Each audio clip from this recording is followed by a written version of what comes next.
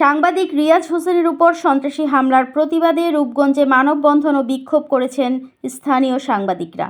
সোমবার দুপুরে উপজেলা নির্বাহী কর্মকর্তার কার্যালয়ের সামনে এ কর্মসূচি হয়। এতে জেলা সাংবাদিক ইউনিয়ন ও ২৫০০ সাংবাদিকরা অংশ নেন। বক্তারা হামলাকারীদের দ্রুত গ্রেফতার ও শাস্তির দাবি জানান।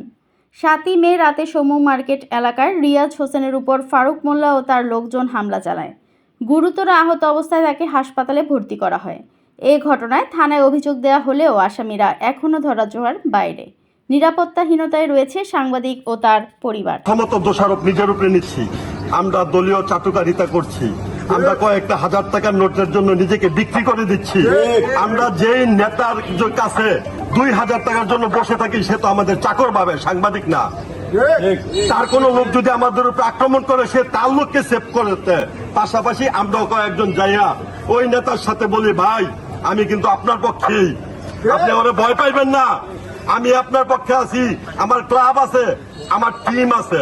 পাশাপাশি বলতে চাই, আমাদের যে রিয়াজের উপর আক্রমণ হয়েছে এই আক্রমণের একটি বিচার করে রূপগঞ্জে দৃষ্টান্তমূলক একটা দৃষ্টান্ত স্থাপন হোক। আজকে রিয়াজকে পিটিয়ে হুমকি দেয়, মামলা করবে, তারা আমাদেরকেও হয়রানি করবে, একদিকে মারে আবার অন্যদিকে মামলার হুমকি দেয়।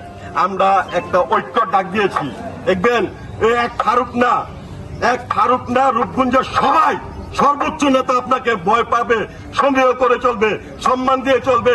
রূপগঞ্জের সাংবাদিক রিয়াজ হোসেনের উপরে হামলা হয়েছে, এটা অত্যন্ত দুঃখজনক। তিনি এখন হাসপাতালে, তার আসামিরা বীর দর্পে ঘুরে বেড়াচ্ছেন। তিনি কান্নারত অবস্থায় আমাদেরকে জানিয়েছেন কিছুক্ষণ আগে যে তাকে হুমকি দেওয়া হয়েছে যে তার বিরুদ্ধে উল্টো মামলা করা হবে। মানে সন্ত্রাসীদের কত দুঃসাহস, একজন সাংবাদিককে রক্তাক্ত করে হাসপাতালে পাঠিয়ে তাকে আবার হুমকি দিচ্ছেন। আমরা রূপগঞ্জে এটা আর হতে দেব না। ঐক্যবদ্ধ আমরা সবাই শপথ নিয়েছি, আর একজন সাংবাদিকের উপর যদি হামলা চলে আমরা কোনোভাবে এটা মেনে নেব না।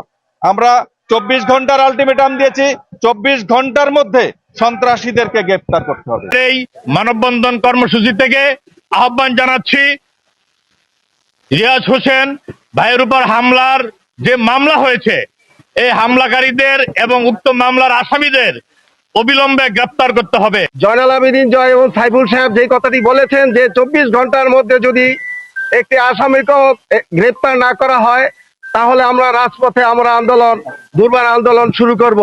৭১ টেলিভিশনের সাংবাদিক রিয়াজ হোসেনের উপর সন্ত্রাসী গংরা যেভাবে হামলা করেছে, হামলার পর একের পর এক হুমকি দিয়ে যাচ্ছে, অথচ প্রশাসন নীরব। আমরা সংঘর্ষ চাই না, প্রশাসনের সাথেও আমরা সংঘাত চাই না। আমরা চাই রিয়াজ হোসেনের উপর হামলার প্রতিবাদ এবং দ্রুত সময় এইসব সন্ত্রাসীদের গ্রেপ্তার করে তাদের আইনের আওতায় এনে দৃষ্টান্তমূলক শাস্তি।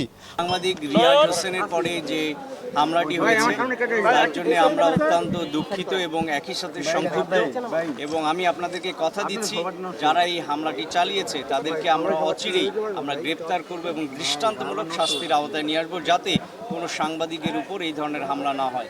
এবং আপনারা জানেন যে আমরা বিশ্বাস করি, বিশেষ করে আমাদের যে ৫ তারিখ পরবর্তী যে নতুন সরকার, এই সরকার বিশ্বাস করে যে সাংবাদিকরা কিন্তু আমাদের থার্ড গভর্নমেন্ট, অর্থাৎ তাদের চোখ দিয়ে কিন্তু সরকার নানা কিছু দেখে। সুতরাং সাংবাদিকদের নিরাপত্তা আমাদের কাছে অত্যন্ত গুরুত্বপূর্ণ ইস্যু।